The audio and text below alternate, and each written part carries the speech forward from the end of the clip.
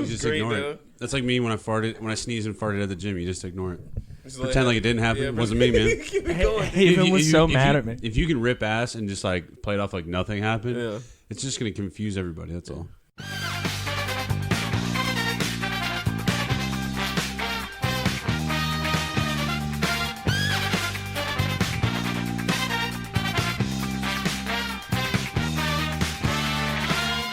Welcome to $2 Steak, a pro wrestling podcast. I'm your host, Aaron Varnum. Joining me today, Big Mike. Yes. Tolbert. Hello. And Cookie. He's here.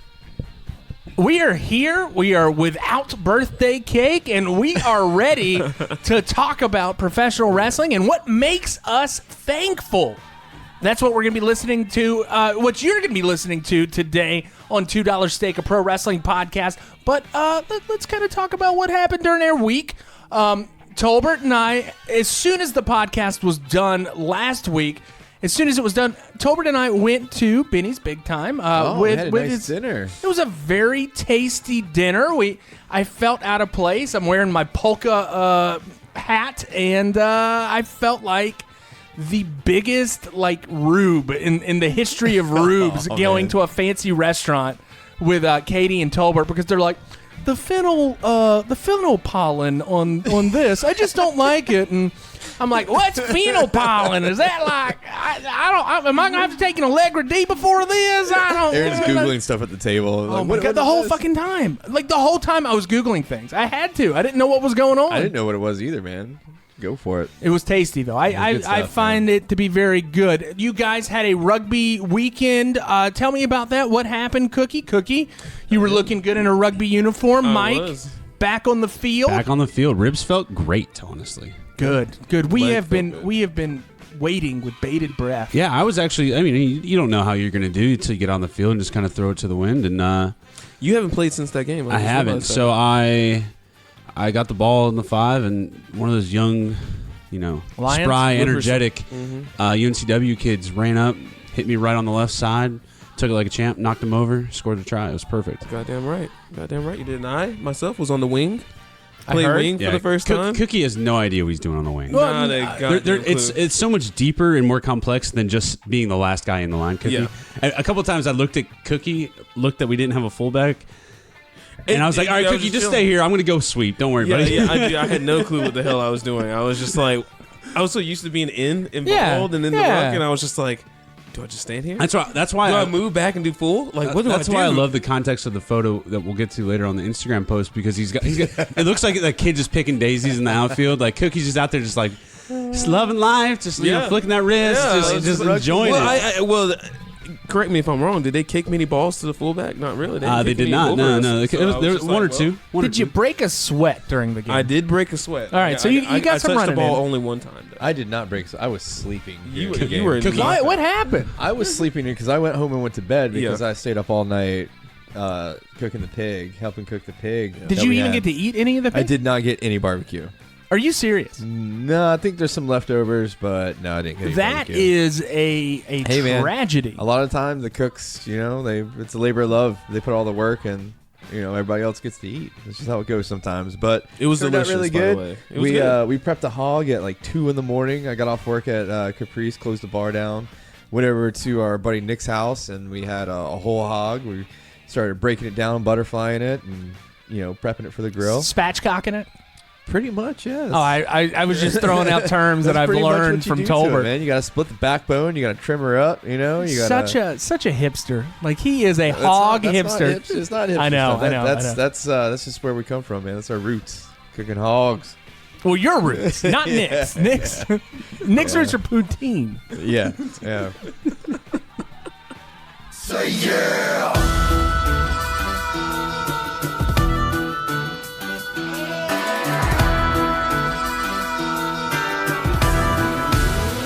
All right, so this week, a little bit different than normal. We are doing what matches are you thankful for? And it's not necessarily your favorite match. This is it's just a way for us to kind of show you guys maybe what our styles are that we prefer of professional wrestling. Show us a little bit about us, and then also talk a little bit about professional wrestling in your eyes. And I actually have a match this week, and this is the first time in 34 episodes that I have my own match. Go ahead, Mike. Well, I was going to say, this is the first time you've had your own match. This might be the second time you've done a match review. What was the very first episode? If you do a throwback to episode 1, you actually had a decent amount of notes regarding the Ric Flair. I did because I knew that you were gonna mess that up. No, I think he just didn't like. I just shit on it. I didn't shit on the match. That was the first preemptive shit list. All right, so since I have my own match this week, I actually wrote like a soliloquy. I wrote like a novel about what this match means to me and why I'm thankful. Put me to shame? I think so, and I wrote this. All right. I wrote this Thursday, I think. So my match is the Revival against Team DIY. They're from TakeOver, Brooklyn 2. Folks, stand by. I'm gonna school you in how to write a match review. This is not, and honestly, it's 90% other stuff and then 10% match review. Let me get another envelope so I can take notes on the back of it. Oh, boys, I can be a hipster. Not Tolbert level, but a hipster nonetheless. One thing that hipsters are really good at, finding something before it becomes mainstream. Throughout 2015 and 2016, the Revival started making waves in WWE. They won the NXT Championship on a random episode of the weekly show against the Vaudevillians. Do you remember them? The Vaudevillians of all people. Yeah, I know. Yeah. To little fanfare, but I knew I knew they were going to be special much earlier than that. Now let me let you in on a little secret. Aaron. Fucked up. You slow down. ECW. Well, not a real secret, because if you listen to the show or if you know my past, you already know. I've known since 2007 that Scott Dawson was special, and I've known since 2010 that Dash Wilder was too. For Scott, or as I call him, Casey McKnight, I met him at Cape Fear Community College in a film class. I was the guy that tried to answer all the questions and be loud. He was the guy that sat in the back of the class, quietly getting good grades. We never interacted, and knowing now, he definitely hated me. I was that annoying little piece of shit in the class. You're that kid. I was that guy. I don't know if you guys could tell that I'm still that guy, right? Yeah, and we still hate you. Yeah, when are you going to chug? Never. Never. On the eve of my 21st birthday, I got tickets to a wrestling show at the Cape Fear Convention Center. The poster said beer, wrestling, and barbecue. So that was a really easy sell for young Aaron. Anyways, the show was your typical local Southern wrestling show. Heels getting cheap heat, slower paced matches, and lots of really not good talkers. Then the main event. It was billed as a 30-minute Iron Man match, and I was ready to be bored out of my mind. I was also a little drunk. First guy comes out, Corey Edsel. No lie, this guy was 400-plus pounds and didn't look like he could do anything in the ring, much less survive for 30 minutes. But the fans knew him, and I was a little curious to see how this would pan out. Diamonds are forever. The familiar opening sounds of my favorite Kanye song starts playing, and out comes Casey McKnight. I vaguely recognized the guy, but I couldn't place my finger from where. He was different. He looked like a legitimate threat and was getting legit heat. Bell rings, match starts, I'm invested. And they put on a clinic. These guys were amazing. 20 minutes in, and they start working outside the ring. And between punches, that McKnight guy stops and says to me, still drunk, mind you, "Hey, man, you're in my film class." No way. Oh, shit, that's how I know this guy. He was in class with me. Fast forward, we became friends, talked wrestling, and I'd go see him wherever he'd work in southeastern North Carolina. I ended up graduating from UNCP, got a video production job in Myrtle Beach, and Casey and I started our own wrestling show for the ABC station I was working for. It was terrible. But we learned as we went along, and it steadily improved into something that was at least watchable, especially the KC segments. That dude was going places. Casey was signed in 2012 after a stint in Japan and moved to Florida. He was sent through the traditional Performance Center stuff and started making it onto NXT television for a handful of jobs. Whenever I talked to him, I could tell he was miserable, but luckily his friend Steven Walters also a guy that I met from one of our wrestling shows, was recently signed too. At least they could be miserable together. Eventually, they were put into a tag team and slowly started gaining momentum on television. They won the tag title, but the internet nerds still did not like them, chanting, "Which one's Dash? Which one's Dawson?" They still do that, but it's fine. There's this saying. I gotta think about it for a second, but Dawson, Baldson, and then Wilder has hair or something like that. That's how they. Yeah. The American Alpha series happened, and the revival started really clicking with the internet wrestling community, but they were still not, in the nerds' eyes, to the level of a new crop of flippy darlings recently signed to NXT. Then, DIY vs. Revival was announced for TakeOver Brooklyn 2. I'm going to cut that out this week. It says that. Finally, the Revival got their chance to prove themselves. Finally, this team got to show the world and the internet wrestling community that they didn't have to go through PWG or CZW to be good at wrestling. They could come from North Carolina. They could wrestle in armories in Roseboro. They could work their asses off. They could stay up late night studying old Midnight Express or Fantastics tapes. They could do what they said they could be what they said they were, the best. If you're curious what my ideal style of wrestling would be, watch this TakeOver match. It's fast-paced, but the two teams are not scared to slow it down when it's needed. Heat is built. The strikes are crisp. The counters are logical. Moves are sold for more than a split second. This match makes you suspend disbelief. This is wrestling. Want to show someone why you watch wrestling? Show them something like this. Or even more so, these two teams' match of the year candidate, the 2 out of 3 falls matchup. These matches rekindled the wrestling flame, stoked deep within my soul, and I knew the Revival was special. And it was something I knew all along. I'm a hipster. A thankful hipster. That's it. That was it. I'm glad you wrote that out, but wow. That was... It's different. It's a different. Was deep. You know what? That's a different style to what our wrestling critiques have been. I'm telling you, man. Different perspective. I like it. It was a different perspective. Can I not? I brought in the thing. You used your announcer voice the whole time, though. Oh, did you want me to speak normal, Aaron? We don't give him matches. This is why he doesn't give himself. Yeah, I don't give myself matches. He doesn't want to have to live up to that standard every single time. I thought it was good. That was beautiful. You pulled me in. I pulled you. I have to pull you in. Yeah, no, it was fun listening to. I liked it. I knew the story, and I still wanted to listen to it. Yeah, and you know what, guys? And really, it was more of a thing of I'm thankful for this match because I was finally able to be like, you know what, these guys have finally made it. You can see that they're starting to build some momentum, and then they finally were pulled up to the main roster. And I know before I started making Big Mike watch wrestling, you were in the group chat with us, the main group chat. Yeah.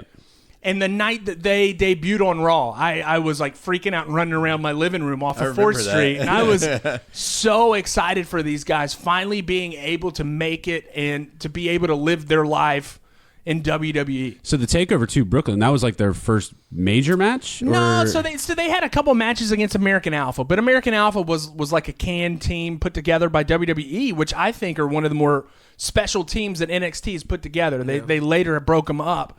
But I think this was the first time that the internet wrestling community saw these two guys go against Gargano and Ciampa, who were two people that the internet nerds loved. Yeah.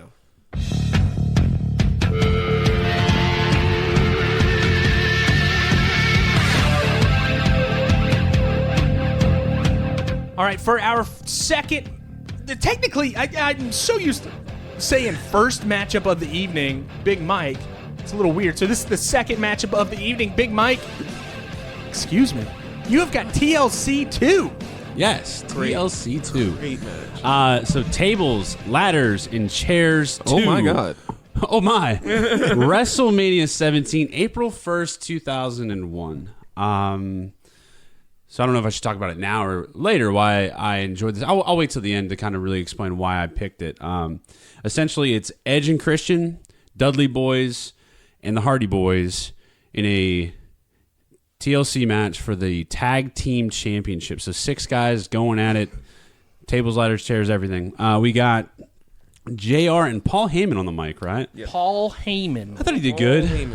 JR dropped a couple awesome liners. Wait, so this is actually a throwback to the announce team that Cookie had in his 5-star matchup Yeah. between Doom and the Horsemen guys. really? It is. Okay, cool. Yeah, it is. So I'll start kind of going through it. Why do the Dudley Boys and Hardy Boys both end in Z?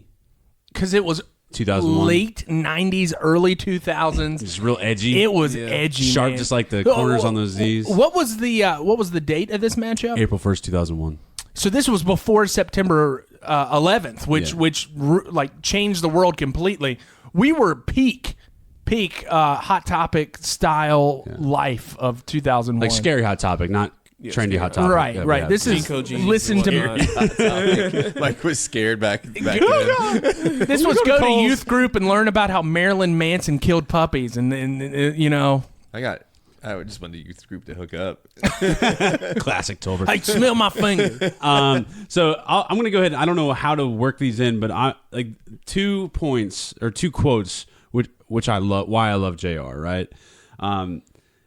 At one point he says, "I hear that Dudleyville is just outside parts unknown." This is like a little, kind of like a throwaway line, but I laughed out loud about that, like because JR is so good, and he's finally kind of getting his groove back with AEW, and just like kind of throwing those random little one-liner kind of things that you're just not expecting, and when you hear it, you just puts a smile on your face. That's why he's one of the greatest of all times. He's so witty. He's quick, and he's good at like kind of putting over a botch or like explaining it on the fly. And anyway, the other one that I really enjoyed from JR, he said, "I'd say Big Daddy Dudley should have practiced safe sex, but it's too late for that now." Oh yeah.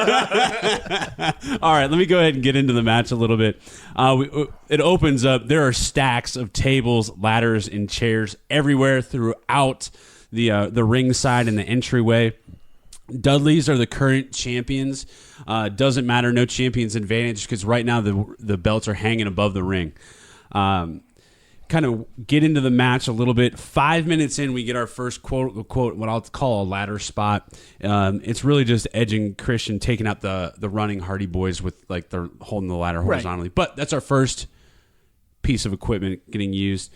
A little later, we start to get a little more action spots. Jeff goes for this kind of like running move. He was going to help his brother. I forget who was beating him up in the corner, but he was going to go jump off of, like step on the chair, jump up in the air and kind of bang these guys. But Edge and Christian do a toe hold. Yeah, drop toe hold. And he hits his face on the chair. Yeah. So we get a little bit there. And then at another point we get one of the Hardys gets clotheslined off the middle ladder from Edge, who jumped off that same chair. So it's starting to pick up. We're 5 minutes in. It's starting to pick up. The match continues to kind of build. Hardy's, again, JR calls it tandem offense, which was kind of nice. They put 2 ladders in the opposite corners, and they get a huge leg drop, and then like is it a body slam when you slam your body on somebody's body?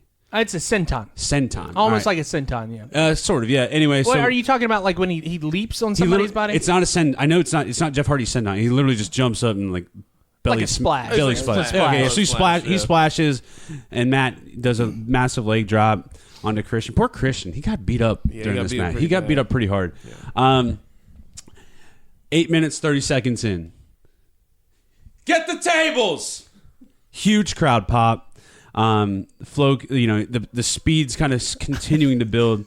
These tables, these are old school tables, right? Yeah, you can tell these are real church tables. These are Methodist, like not dining hall. What's it called where they do all the potlucks and stuff? Well, I mean, like you convert a gym into So they had the full metal band around the outside, and it sounds funny because this is not the first time I've mentioned about the quality or the type of tables. It's because I've spent my formative years in college just working with tables nonstop. Yeah.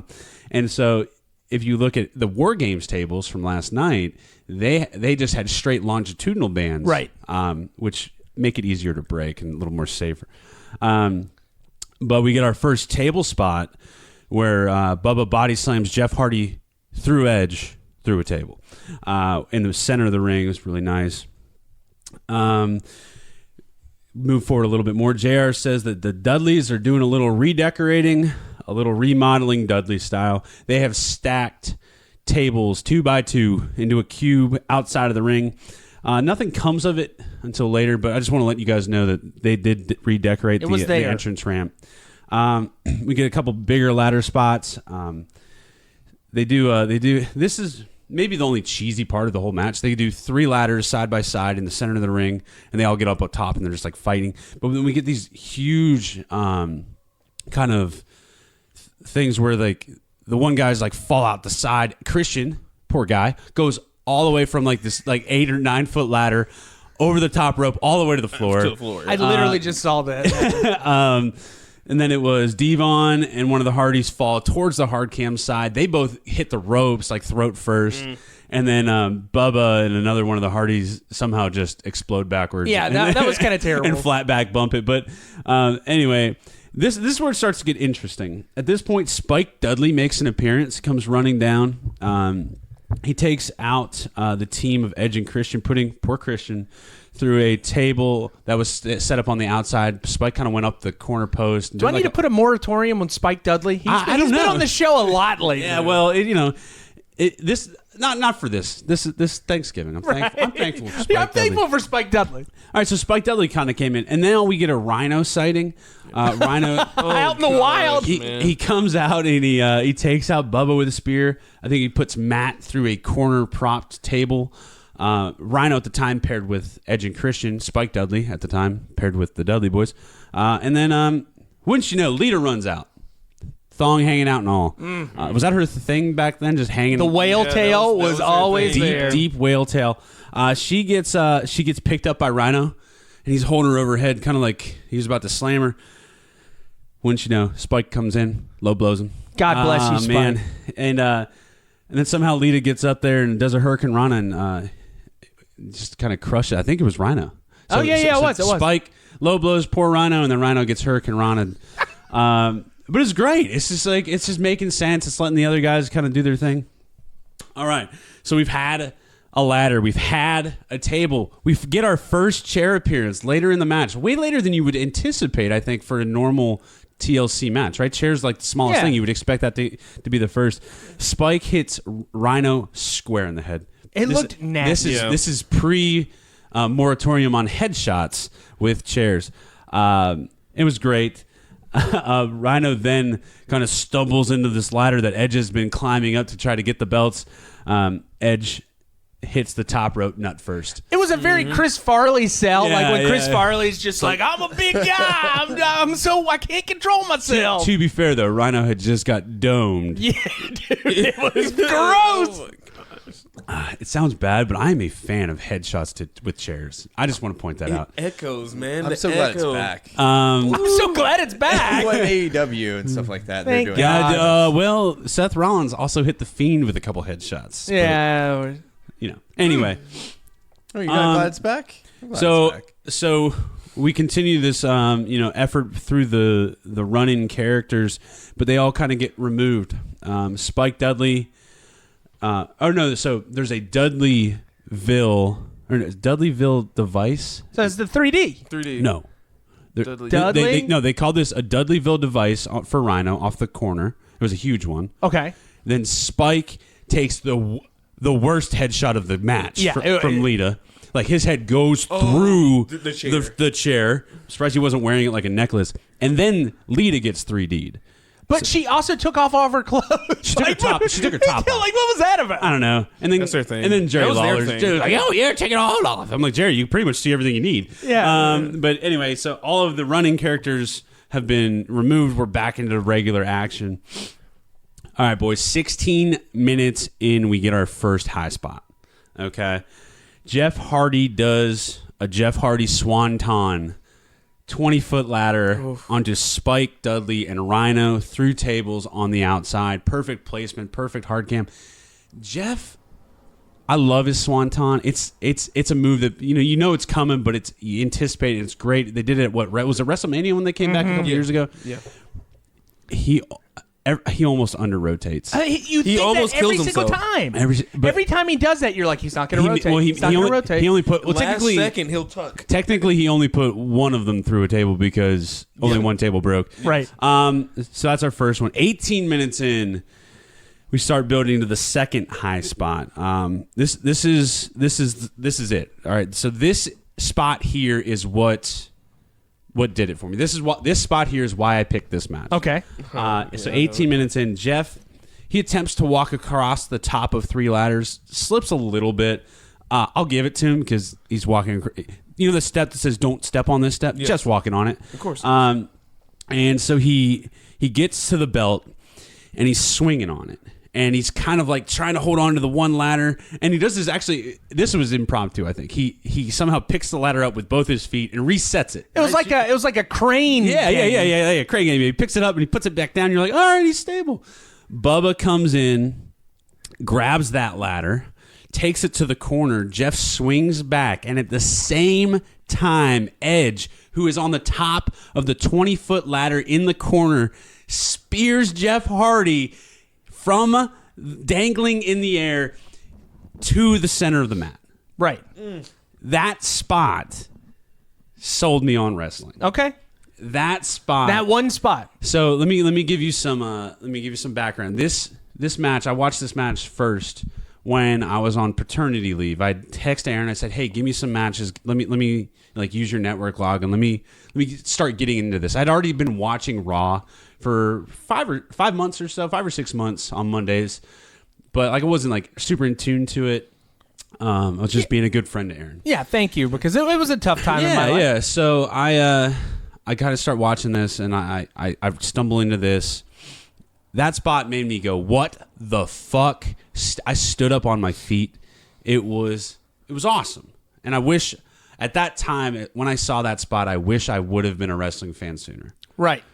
JR does his classic. He's broken in half line. That killed him. Just awesome. Like we're gonna have to do impromptu surgery. All right, so continuing on. So that was at 18 minutes. At 19 minutes, we get our third high spot. Okay, Bubba and Matt are at the top of the 20-foot ladder that is now at the center of the ring. They're fighting back and forth over the belt. It's swinging around. Rhino comes in, pushes it over, and we get both Bubba and Matt flying outside over the top rope onto what? The chair or the table cube that was set up earlier. Callback. Good spot. I mean, they went through all 4 fucking tables. It was amazing. So we've essentially eliminated the Hardy Boys at this point. We've eliminated one Dudley member after these couple high spots. Match comes to an end. They're climbing up the ring. Devon is climbing up the ladder. He's trying to get it. Edge is slowing him down. Rhino puts Christian, who has received all of this punishment throughout this whole match, on his shoulders. And, you know, during these table, ladders, and chairs matches, like especially later on, they comically can't climb a ladder, right?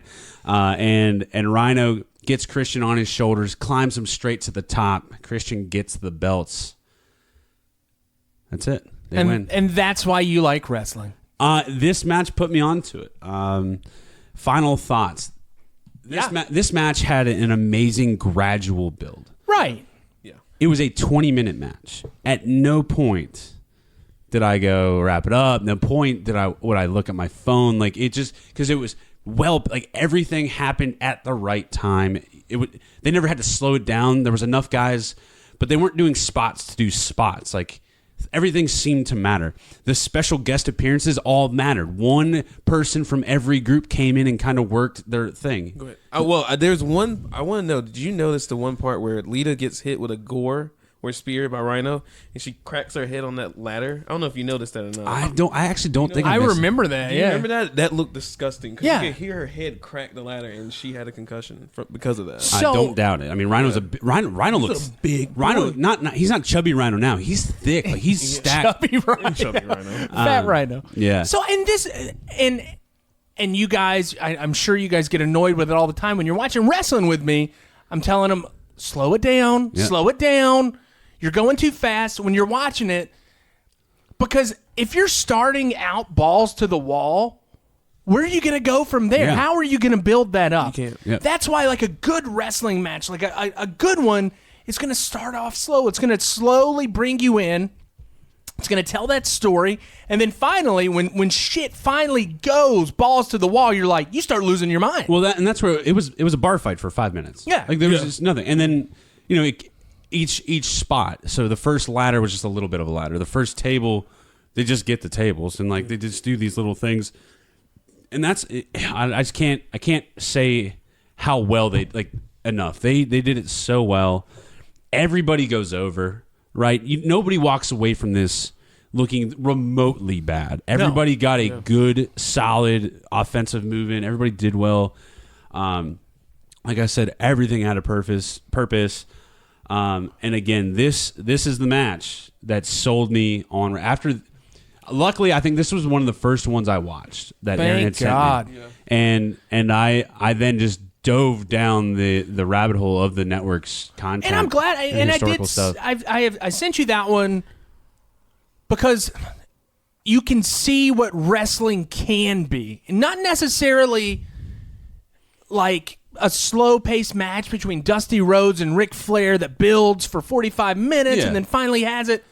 It takes some time to finally appreciate something like that. If I want to show somebody what wrestling is and they're saying to me that it's fake or it's all predetermined, I'm like, well, watch this. Like, how can you fake that and make that look as convincing as it did? How can you do something like that without it? Well, you can, and I think what sold me on that spot is there is absolutely zero faking. You spearing a man who is dangling 9 feet in the air.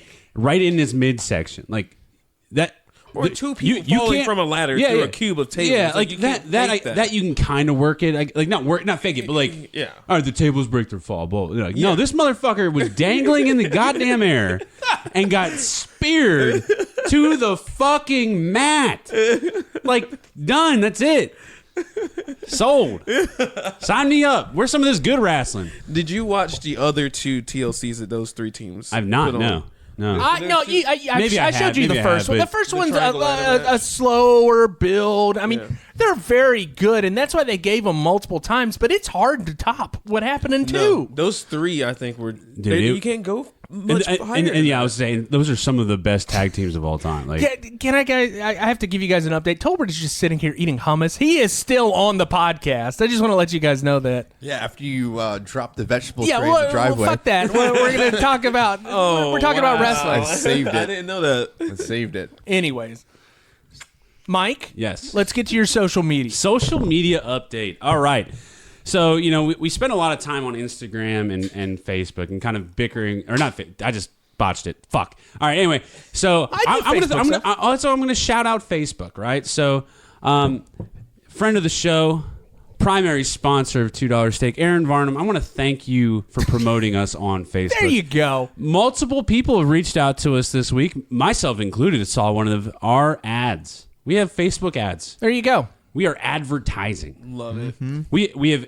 Who else reached out? Tate said that's right. Tate saw it. Yeah, we have somebody they messaged us saying that they found us from a Facebook ad. So if you are still listening to us, which I hope you are, well, after this episode, this is gonna be a great. episode. I think it's a good episode. It's not as shit show as some of our. Yeah, episodes. I just wanted to give Aaron a good thank you for continuing the Facebook posts. Instagram, 3 great posts this week. We had the Stone Cold Stunner. When what did you say exactly? Stone Cold was stunning Santa. As I mentioned, this is how I feel when I hear Christmas music in public before Thanksgiving. Yeah, I got a lot of likes. That's how I feel. Can I say that I opened up my Instagram while Haven's daughter was around, and she's like, "Why is that man hurting Santa?" I'm like, "No, that's not the real Santa. That's not the real Santa." Tolbert had a WrestleCade post with Great Muda on it, and he also posted a terrible photo of me, but a great photo of Cookie from the Old Boys rugby match. It was great. Cookie, I wish Cookie's picking Daisy's photo would have been the first one rather than Mike with a terrible angry mustache. I'm telling you, people. Last week I said he looks like a Midwestern dad, and he does. Yeah, it's funny that picture of Mike looks just like Elliot when he sees a ball. He's like, he makes the same face, like father, like son. Yeah. Oh, man. So we get to our Twitter. Twitter did amazing this week. We gained 9 followers. Aaron, how did you? So Aaron spazzes out on Friday, right? Yeah. I look at Twitter and all of a sudden, like, we're getting likes and retweets and mentions and what is going on? And Aaron's like, I'm just really caffeinated right now. But Aaron, how did you manage to get 9 followers on Twitter? I didn't do any Follow Back Friday shit. All right, so I did a little bit of Follow Back Friday shit. Let me explain myself. Friday, this week was a very bad week for my bowels. And I was a little constipated, and Monday through Thursday hadn't really shit that much, okay? Thursday night, I take magnesium citrate. Do you know what magnesium citrate is? Oh my God, it's disgusting. It's like putting a shotgun shell inside your ass and then hitting it with a hammer. It is what it is. And you did nothing for the rest of the day, right? I had to go. Besides shit. Friday is my day that I go into work late, which thank God it was my day to go into work late. And thankfully, Friday, the football game that I covered was right across the street at Legion Stadium. All these things happened together, and I decided, you know what? I'm going to drink some coffee. Maybe that's going to kick the magnesium citrate into gear. That's like having 2 shotguns. It was like a fucking John Woo movie happening in my ass, and I shat so much, and I was so caffeinated. All I had to do all day, was get my stuff together for the football game and do all this stuff. I'm like, I can't, I didn't leave my bathroom. I texted Haven. I'm like, we're going to have to burn this house down. I'm going to move in with you. I'm sorry. It's going to happen. We have to throw this house away and get a new one. I think I broke the toilet. Anyway, so I was able to tweet a lot, and we were able to do a lot of interaction. I had a ton of time to do Twitter stuff, and it ended up being fine. And you did a couple Follow Back Fridays, so you're a hypocrite. I did do some Follow Back Friday. Aaron had so many tweets that I was still going through them today when I'm writing my report for the social media report. Because I'm like, when did we say this? Oh, it was Aaron. Okay. Friday. We had a couple interactions with, I'm going to call them blue checkmark people. Blue checkmarks. Blue checkmarks. We had a couple interactions with blue checkmarks. So, Aaron, you're going to have to, I actually watched this episode of the Netflix Toys series, Aubrey Sitterson. Yeah, so he's the guy that wrote the graphic novel that we have, the professional wrestling, the comic book of professional wrestling. He's the guy who wrote that. Yeah, he's the guy who wrote and drew it. I have not finished that, but that is the most graphic novel I've ever read. Yeah, and I'm like halfway through. It is a really cool graphic novel. All of us have looked through it a few times. Yeah. And he's kind of like a wrestling historian. He does other comic books, but that's the one that I'm like, this is amazing. But he was the guy with the beautiful, long hair and, the guy that didn't look like all the other nerds on that show. Yeah. So he was that guy, and we had some interactions. Well, yeah. He actually said thanks for, enjoying his book. We got a follow from Scott Dawson finally. Aaron says he's friends with him, but it took him 6 months to follow us on Twitter. Damn it, Casey McKnight. That's Casey McKnight's music. But overall, yeah, it was good. Most of our posts had, a couple hundred impressions, 1 or 2 engagements on all of them. It was a solid week. It was a wild week in the world of professional wrestling. We had some really good matchups on television between Dynamite and NXT. And then, you just pretend Raw and SmackDown don't exist, and it's really going well. The Cornette stuff happened. The takedown happened.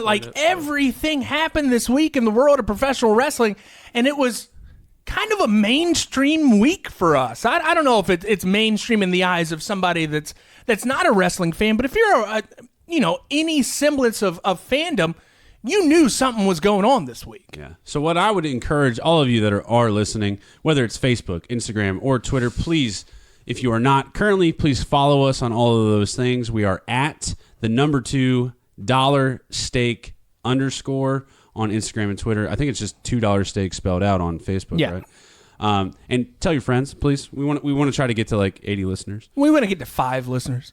We have 5. There's 4 here, and I'm assuming Davenport listens. Davenport does listen. You're right. So do we have one, or is it going to be another short week? Or we do have a shit list. Yes. All right, here it is. Big Mike's shit list. All right, so no one technically unfollowed us this week. So for how much we spammed Twitter, we had no unfollows, but we had a couple not follows. Those bitches. And Follow Back Friday, it's an honor code. It's an honor system. It's an honor system. So I'm going to shout you out. We Watch W Podcast, or We Watch Wrestling. They apparently are, I'll just read it. Watch what you like and shut the fuck up. A celebration of wrestling hosted by comedians. Oh, wow, they have more Twitter handles. At McCarthy Redhead and at Vince Averill. New issues every Wednesday at 3:16 a.m. Real original, guys. They didn't follow us back. Those bitches. And so it hurts my heart to put down other content creators. That's right. Yeah, and they might have more of a following than us, but we matter too, damn it. That's right. All right. And that's set them straight. I don't know how else to shit on them besides the fact that they're doing a cheap little drop time, and they suck as individuals. So they're terrible. Anyway, it was We Watch Wrestling, Aaron. We Watch Wrestling podcast. You've made Big Mike's shit list. All right. The other one, it's Meltzer in the 90s. Okay, so it just seemed like it'd be funny to follow, right? Yeah. So it's at Observer Quotes. The wit and wisdom of Dave Meltzer with the benefit of hindsight. All quotes taken from actual Wrestling Observer newsletters.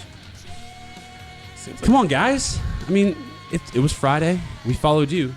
Why didn't you follow us back? There's a lot of wrestling content aimed at historical throwback wrestling. We're one of them, right? We are. We have to play nice with each other. And this guy's just a fucking douchebag.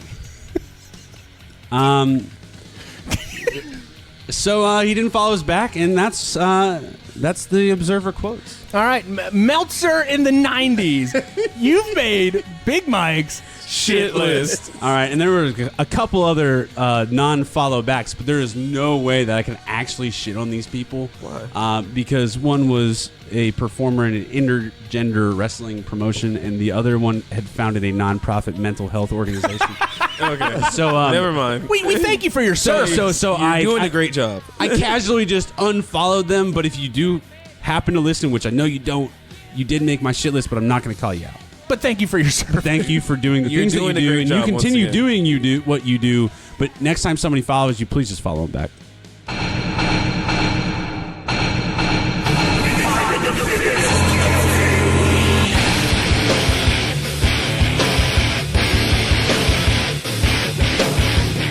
All right, for our second match of the evening. We're only on Cookie.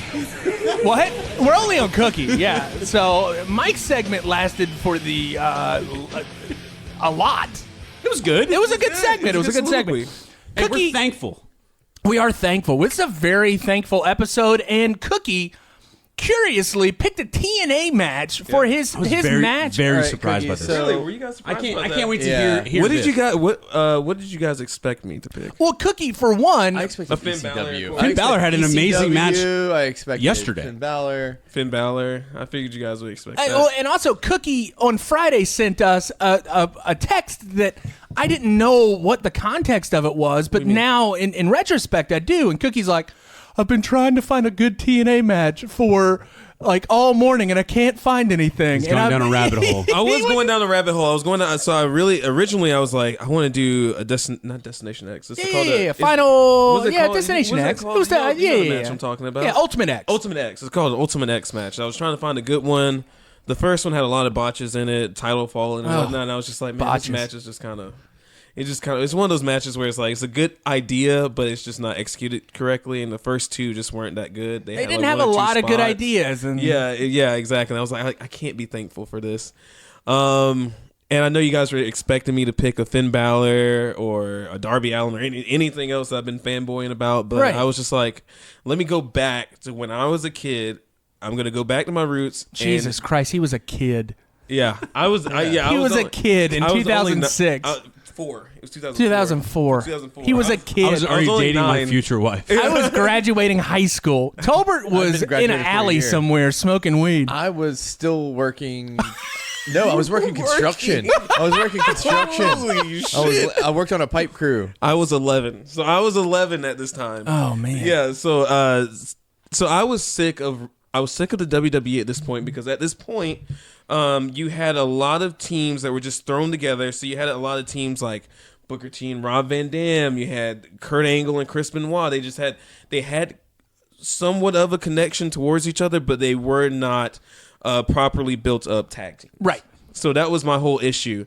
And Jeff Hardy was one of my favorite wrestlers, and I didn't realize this at the time, but he was going through some stuff, and he ended up leaving the WWE. And I was like, well, where the hell did he go? Mommy, why is Jeff Hardy making all those weird faces? Well, it turns out I'm just flipping through the channel, and I hear something about this thing called TNA Impact, and I'm like, what the hell is TNA Impact? So I look, and sure enough, Jeff Hardy's making his debut. He's making his debut against AJ Styles. Was it at a Genesis? I think it was at No, this was just a regular taping. Okay. This was a taping of Impact.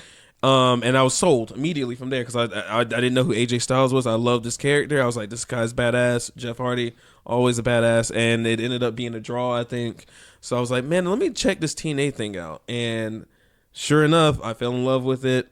This is one of the matches that I originally fell in love with, though. It's AMW, America's Most Wanted, versus Triple X, Christopher Daniels, and Primetime Elix Skipper. Well, can you tell me the names of who was in AMW? Wildcat Chris Harris. So One of my, maybe that's a little bit why I like and them. I said that to Mike before the match was before we started doing this. I'm like, he just picked this because that guy's got the same name as him. No, it's not. He was good. He's a decent wrestler in TNA. And I also told Mike that he had maybe 2 televised matches in WWE, yeah. and they cut the he fat. lost his way somewhere around like 2007, but in the beginning Poor he was guy. decent. He was decent. And Cowboy James Storm is one of the most underrated wrestlers, I think, that has come out of TNA, and he just didn't make it in WWE, but that's okay. Anyway, so this is Turning Point 2004. I was only 11 at this time, but for me, TNA was the first alternate company to the WWE that I truly had a chance to watch and enjoy. And I was too young. I was too young for WCW, of course, but and I just found out that WCW at the time was just trash, because in 1999, 2000, it was horrible. It was over the hill. But you know what you have right now? You have a match that is a 6 sides of steel match, which is simply a cage match, but because they have a 6-sided ring, you get a 6 sides of steel match. Billed as being tighter than a 4-sided steel cage, so it has less give, feels like a wall when you hit it. You get America's Most Wanted, Wildcat Chris Harris, Cowboy James Storm against Triple X, and I believe Triple X used to be low key Elix Skipper and Christopher Daniels, but I think low key got hurt. But this match was billed not only as a cage match, but with the stipulation of the losing team must be disbanded. There you go. This match is kind of funny because, like I said, most tag teams were just just thrown together in the WWE. But this match had, there was lots of blood in this match. There was handcuffs. Everyone bladed, I think, except Elix Skipper, of course.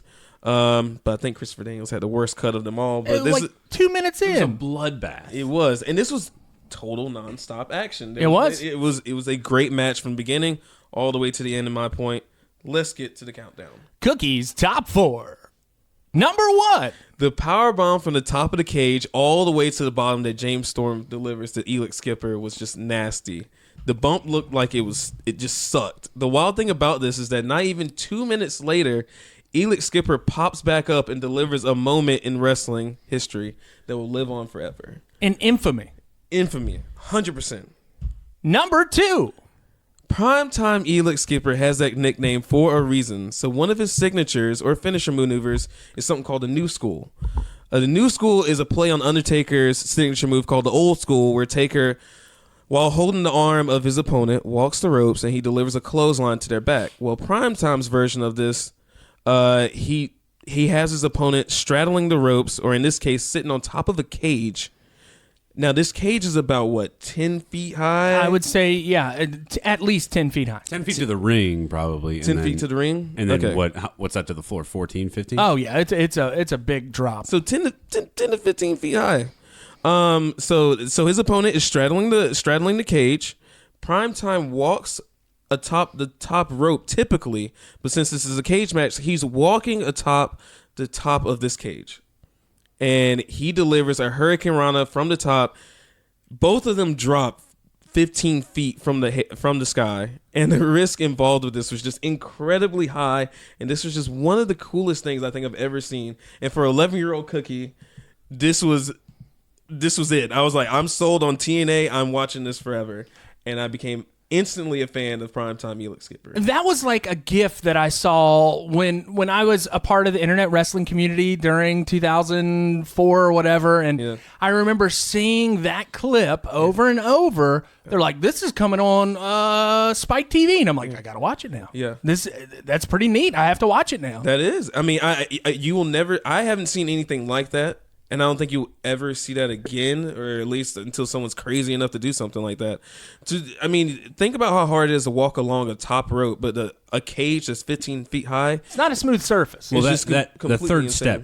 The third step sketches you out. Yeah. 1, 2, and then he finishes the fourth, and he hits it. But did you guys notice though that the fans, when he gets on top of the cage, the fans are chanting, "Please don't die." Yes. They're saying, "Please don't die," because they did know that last night. They did that last night during the takeover. Yeah, the Ciampa spot, right? Yes, that spot was ridiculous as well. It was Gargano they gave it to, right? No. It was Ciampa to Adam Cole. Adam Cole. Oh, Adam Cole. You're Cole right. ate that. Oh, it looked nasty. But I digress. Number 3. Daniels follows this up with a freaking elbow drop onto Chris Harris. Again, guys, he's 15 feet high on the top of the cage, and he comes crashing down with a force that is just unbelievable. And the match still is not over at this point. Number 4. The Tower of Doom. The Tower of Doom. This is a maneuver that requires all 4 wrestlers to pull off. This maneuver is supposed to hurt everyone but the man or woman at the bottom. So Christopher Daniels is draped over the top of the cage. You got Wildcat, who's on the top rope trying to suplex Daniels from the top of the cage.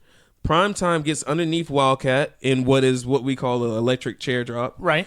And then you have Cowboy James Storm at the very bottom, who's power bombing Elix Skipper.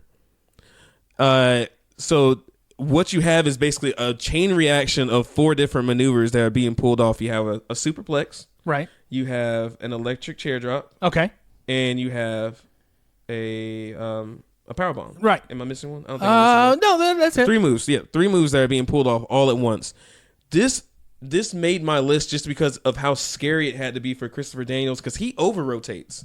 So when you over-rotate, he landed flat on his face. So I'm sure at any point he could have broken his neck at any point. And he was the one at the very top, right? Yes, he was the one at the very top. He kicked off the cage. Yes, he had to start it. Yes, and he over-rotated because of that. And of course, you have Mike Tenay and Don West, who's just horrible. Oh my god! That's why. Are you kidding me? That's why we watched all the knife show bloopers beforehand, because he used to be like a QVC salesman. Really, I did not know. Yeah, he sounds like one. Mike Tenay. I like Mike Tenay. Mike Tenay does a good job, in my opinion. But that's why he's talking about cheese graters. Don's horrible, man.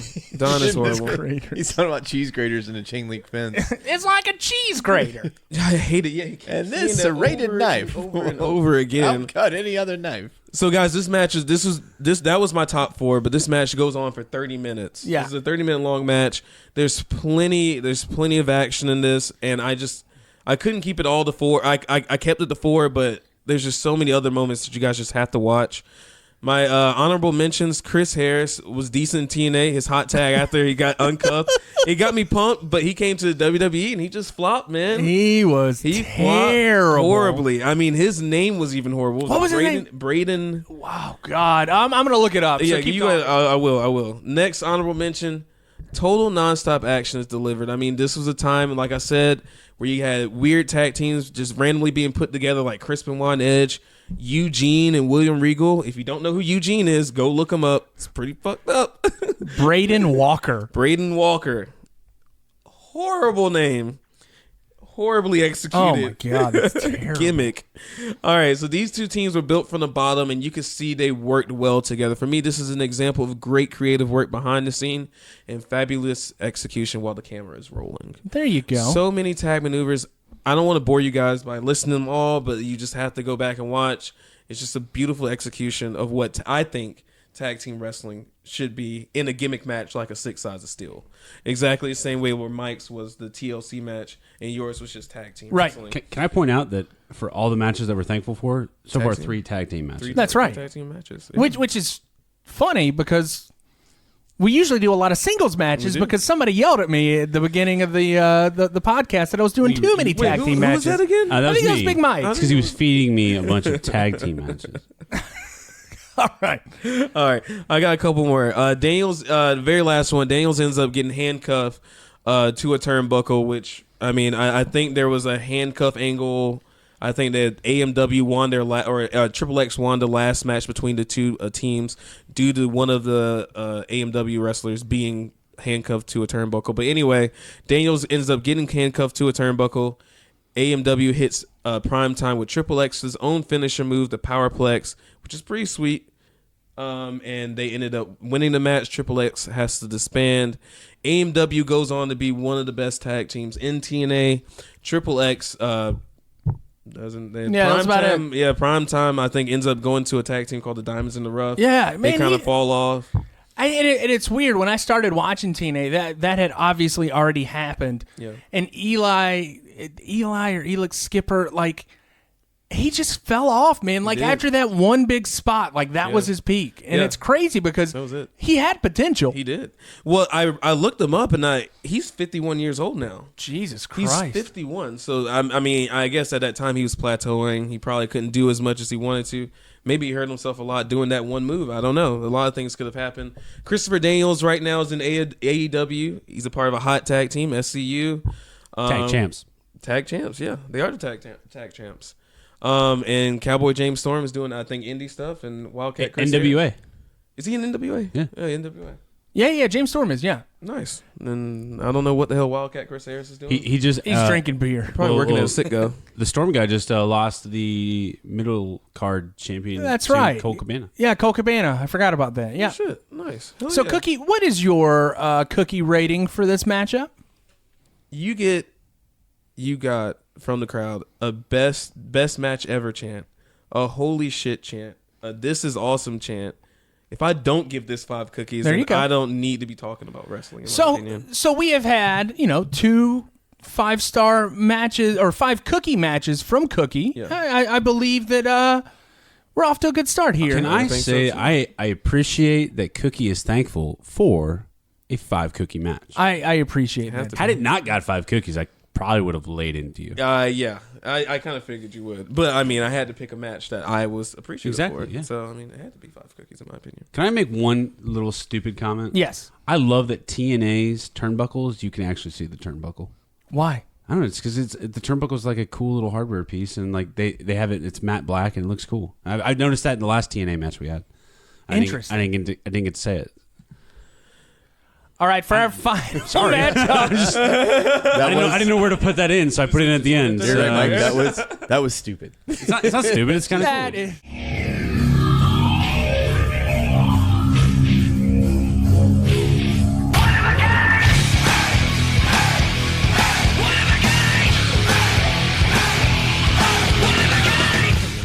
Our final matchup of the evening, and it's from a Raw.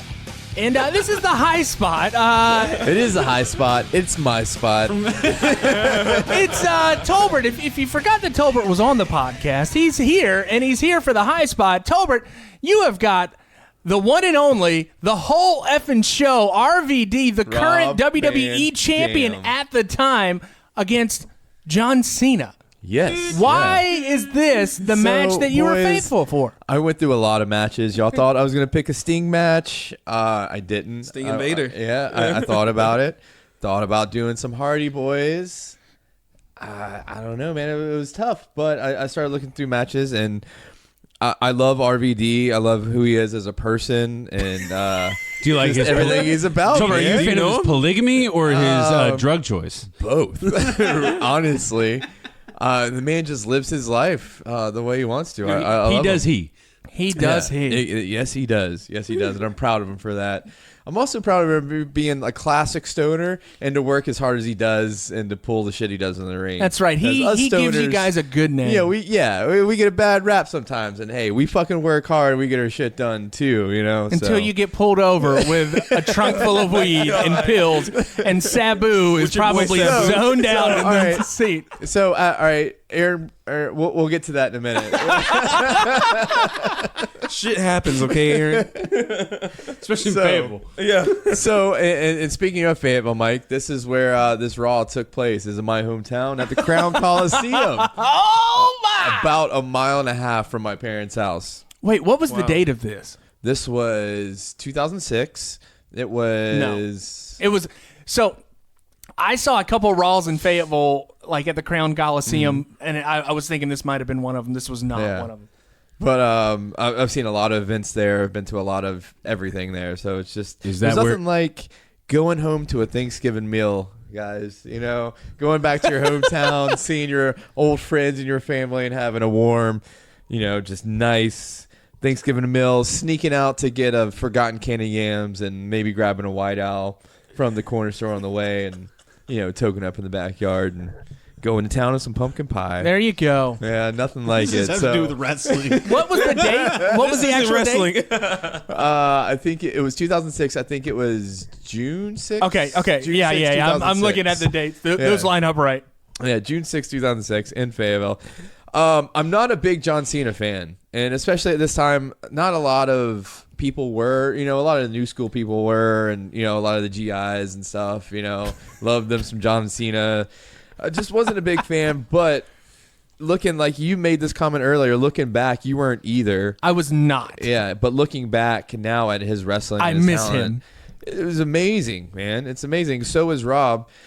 He comes out first. He comes out with 2 belts. That's right. He was the ECW and the WWE champion. Yeah. So how does that work out, Aaron? Give me a little backstory on that. So he was the current ECW champion. He went into one night stand against John Cena. He won the belt with a little help from Edge, but it was one of those moments in history, wrestling history, that it was like you didn't think it was going to happen. When it did happen, you exploded. It was such a big deal. Rob Van Dam was the hottest commodity in professional wrestling at that time. Mm-hmm. And I remember sitting in the Buffalo Wild Wings in Monkey Junction watching that match, and I lost it. That was such a special moment in professional wrestling. So, and it's not something you see often, especially you see it in Japanese wrestling, but you rarely see someone come out with 2 belts like that. And it is funny. You see the camera work, and it's the spinny championship that belt. That is such a terrible. That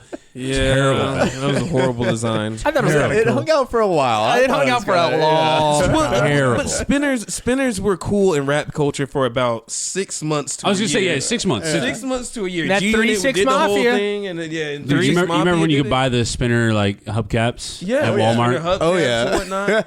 But when the title belt went on until 2011. I was saying when Vince, but Vince caught it at the back end, and then he kept it for 5 years. Yes. So what are the kids doing these days? Spinning spinners. That's good shit. Let's make a spinner belt. That's good shit. So he's wearing the 2 belts. You could tell the cameraman's trying not to zoom in on they keep cutting away so they can't get the ECW belt in there. He keeps trying to pan in. Yeah. Of course, it's their company, but Van Dam's high ass keeps playing with a spinner as he's pumping up in the crowd. He's kind of amused by it. It's funny, but I don't know. There's a little bit of psychology to this match as well. Because you have, like, at the time, the company's like main babyface coming out to face Rob Van Dam, which is this hardcore kind of viewed as like almost like ECW dirtbag, like lower class, taking on John Cena, like main baby face, always saluting in a military town, but you have the crowd going for kind of both of them. Everyone's pumped to see RVD. Everyone's pumped to see John Cena, and this turns out just to be an awesome match. They go right away, start off. I'm not going to get too into it. I'm going to keep it brief, but just some really stiff back and forth. They don't pull any punches. Right away, you see some of RVD's signature martial arts. You see some really stiff kicks. You see his signature high kick in the corner, which sends Cena out. It actually busts his forehead open a little bit. You see just a touch of color. And then out of nowhere, you just see this huge moonsault from top rope to the outside of the ring. It's crazy. Crowd's super into it. Super high energy match the whole time. You see all of John Cena's 5 moves of doom. You see the FU, elbow. You see the fireman's carry. You see the submissions. And you think it's over for Rob. You think, they're going to strip him of his title or, he's going to kick his ass, squash him. But Rob comes back really quick out of nowhere with some more martial arts. His signature moves, you see the split leg moonsault off the top rope. You also see the 5-star frog splash, but turned into the Rolling Thunder, which is pretty awesome. But didn't work out good for him because Cena got his knees up. It was a good spot, though. Yeah, but just great match. Very well paced. Both of them look great. They both look awesome. So you have some false finishes. You have some back and forth. You finally see Cena get Rob into what's the submission? It's kind of like the STFU. Yeah, STFU. And you think it's over. You think he's going to tap out center of the ring. And then out of nowhere, Edge comes out, breaks up the whole thing. And you mentioned that he had helped Van Dam win the title earlier on. So you think, all right, he's, coming to his buddy's aid, whatever. Goes after Cena, gives him a pretty good-sized DDT, lays him out, but then spears Rob, leaves him laid out. So we ended in a DQ. But great match overall. Just awesome match. And I guess I'm thankful for it, just, for being in my hometown. Always showed love to Fayetteville. It's been I wouldn't say a hotbed for wrestling, but no, but SmackDown 2 weeks. Yeah, SmackDown for a mid-size city. Yes, and probably I would even go as far to say that it was a small city. Yeah, I mean, if you just take the size of the base, it's a huge base, but the base is the town, so like 75,000 people. And they always gave back to the people in uniform, and knowing that people in uniform are people from all over the country, and they love their professional wrestling too. I thought it was kind of cool. Yeah, that's why I picked this match. And at this point in time, I still kind of loosely followed wrestling, but I'd been out of high school for a few years. At this time I had just moved to Wilmington. I was still peeking in, here and there. But every time I heard there was a live event in Fayetteville at the Crown or something like that, I always tuned in and watched. But just a good match. Actually, I pointed out the opening shot where Rob's entering, there's some guys in the ring. I was like, hey, I used to party with those guys all the time. But, you see some familiar faces in the crowd and stuff on live TV. It's kind of cool. Especially from a small city where you grew up your whole life. And I'm about to go back there and have some Thanksgiving and hang out with the folks. Can't wait. It's good stuff. All right, so I believe this is time for Tolbert's haiku. I wrote a Thanksgiving haiku in honor of the season. Pass the gravy, John. I'm sure Van Dam is hungry. Damn it, Cousin Edge. Get it? Because his cousin's fighting him. Yeah, I get it. Edge is the one that's like, I don't want to vote for Trump. And then the other ones are like, rah, rah, rah. And then Rob's just hungry. He's ripped. Any more gravy? Pass the gravy. Boys, this is another episode of $2 Steak come and gone. This is a longer episode. I'm thankful for this episode. And you know what? You can listen to this episode. Hopefully you listen to it while you're prepping your meal and with putting your it together. family. Which what we're with about to your do. Family. We're about to throw some stuff on the grill. Yeah, we're about to spatchcock. They're already spatchcocked. The cocks have been spatchcocked. Yes. The birds have been cocked. Yes. And then we're not fucking these chickens. We washed off the hummus that I spilt upon the hummus stayed in the container. The veggies all over his driveway. So what happened? Butterfingers or like what? No, I just opened it. What happened? Aaron gets out of his car bitching about how when he dropped off Haven, the cookies fell out of the car and opened all over the pavement. And he's just mad. Yeah. So then he's like, hey, can you guys help me get some of this stuff out of the back of the car?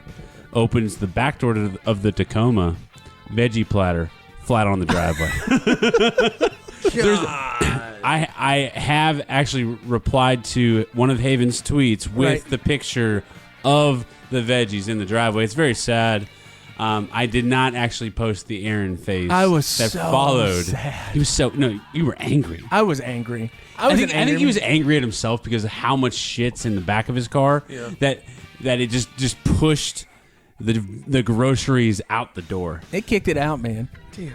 Anyways, thank you for listening to $2 Steak. And we're going to reemphasize this. We are going to be at WrestleCade this week. This weekend is going to be a WrestleCade. The boys will be at WrestleCade. I will be at the hospital. Yeah, Mike, take off, Mike. Mike will be at the hospital. The fun guys, the Tolbert and the Cookie and the Davenport, and then me. I'm not one of the fun guys. I'm the guy that's drinking the cheer wine. We're going to be at WrestleCade. We just saw the announcement that Muda's got a match. That's exciting.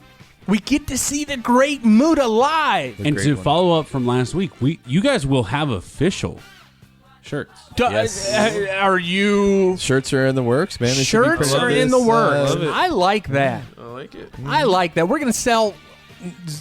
We're not selling them. No, we're not. We're not selling any of them. Aaron's trying to recoup his loss on the Facebook ads. Oh, it's going to take a lot. It's going to take a lot of T-shirt sales. But if you guys see a $2 Steak T-shirt, come up to us. We might have some please go up to us cards in our pockets. Or something we've like had that several instances of people who this is a very small podcast. We have a finite number of listeners, right? But the several times that people have come up and talked to us, or Tolbert's instance where the guy wanted to come up and actually meet him, like that's cool. It is so yeah. cool. If you happen to see a couple dudes wearing some cheap meat T-shirts, shirts, say hi. And we're all very approachable people. Absolutely. I may be like Xanaxed out of my mind. And I'll Davenport might be drunk, and the other two might be stoned out of their mind. It doesn't matter. Might be. We'll talk to Actually, you. we are. We will be. We will talk to you. I might not, but the other fun guys will. The fun guys will. Thank you for listening to $2 Steak, a pro wrestling podcast. We're going to watch some Survivor Series, and we're going to eat some spatchcock chicken. We're fixing to.